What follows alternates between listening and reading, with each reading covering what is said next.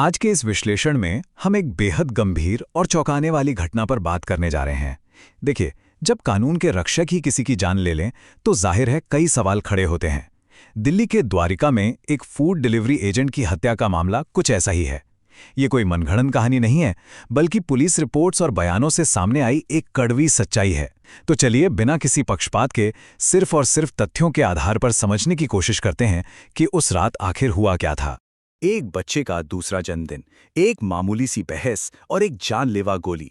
जरा सोचिए, इस पूरी घटना का सार बस इतना ही है। एक तरफ छोटे बच्चे के जन्मदिन की खुशियां मनाई जा रही थीं, माहौल बिल्कुल खुशनुमा था। फिर अचानक किसी बात पर हल्की सी कहासुनी होती है और उसका अंत होता है एक घातक गोली से। ये सब इतनी जल्दी हुआ कि किसी को संभलने तक का मौका नहीं मिला। तो सबसे पहले चलते हैं उस रात के घटनास्थल पर।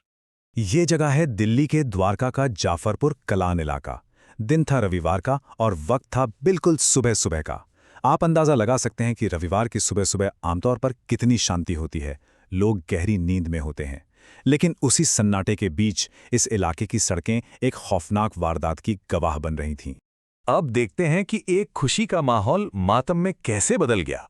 उस रात के घटनाक्रम को अगर हम सिलसिलेवार तरीके से देखें तो रूपेश, जो पेशे से एक दिहाड़ी मजदूर हैं, अपने बेटे का दूसरा जन्मदिन मना रहे थे।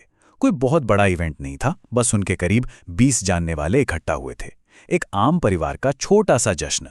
केक कटने के बाद पार्टी खत्म होने लगी। रात के करीब 2 बज चुके थे और मेहमान अपने अपने घरों की तरफ लौटने की तैयारी कर रहे थे। कुछ लोग बाहर खड़े होकर अपनी कैब का इंतजार कर रहे थे। सब कुछ बिल्कुल सामान्य था। लेकिन फिर एक मामूली सी बात पर विवाद शुरू हो जाता है। अब देखिए वहां होता क्या है। कैब का इंतजार करते हुए 6 मेहमान 2 पहिया वाहनों पर बैठे बैठे आपस में गपशप कर रहे थे। तभी वहां से महज 50 मीटर की दूरी पर रहने वाला एक किराएदार उनके पास आता है और फिर किसी बेहद ही छोटी और मामूली बात को लेकर दोनों के बीच कहासुनी शुरू हो जाती है। बात इतनी तेजी से बढ़ती है कि किसी को भनक तक नहीं लगती कि मामला कितना गंभीर रूप लेने वाला है।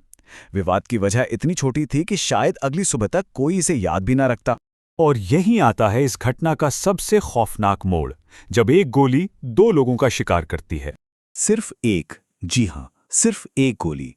लेकिन उस एक फायर ने जो तबाही मचाई वो रोंगटे खड़े कर देने वाली है। पुलिस रिपोर्ट्स के मुताबिक ये सब पलक झपकते ही हो गया। बातों की जगह अचानक हथियारों ने ले ली।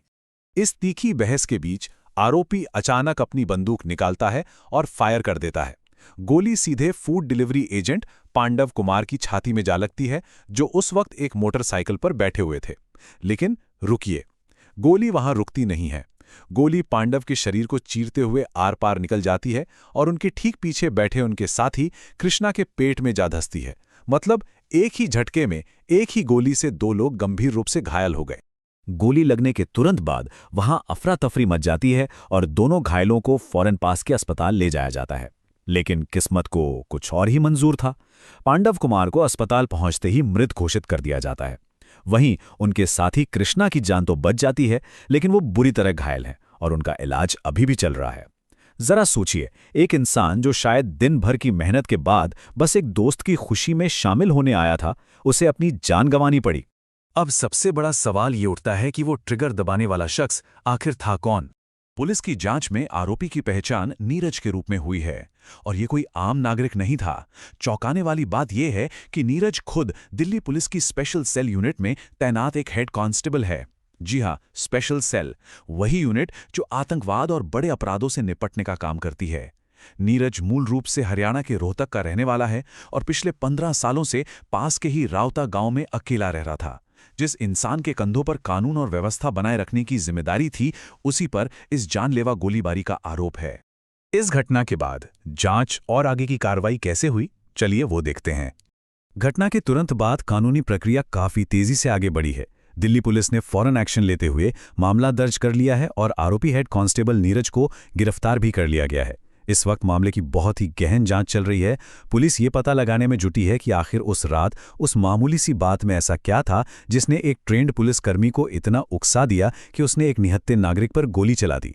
तो इस पूरे विश्लेषण के बाद एक बहुत ही गहरा और बेचैन करने वाला सवाल हमारे सामने आके खड़ा हो जाता है। एक बिल्कुल ही साधारण सा जश्न, एक मजदूर के घर का कार्यक्रम, इतनी तेजी से एक खूनी खेल में कैसे बदल सकता है, और वो भी तब जब इसमें शामिल इंसान खुद कानून की रखवाली करने वाली एजेंसी का हिस्सा हो। ये घटना सिर्फ एक अपराध भर नहीं है, ये इंसान के गुस्से, हथियारों के गैर जिम्मेदाराना इस्तेमाल और हमारे रक्षकों की जवाबदेही पर बहुत बड़े सवाल खड़े करती है। जब तक पुलिस की जांच पूरी नहीं हो जाती, ये सवाल हमारे और आपके जहन में गूंजते रहेंगे। आज के इस विश्लेषण में बस इतना ही। उम्मीद है इस घटना के तथ्यों ने आपको भी सोचने पर मजबूर किया होगा।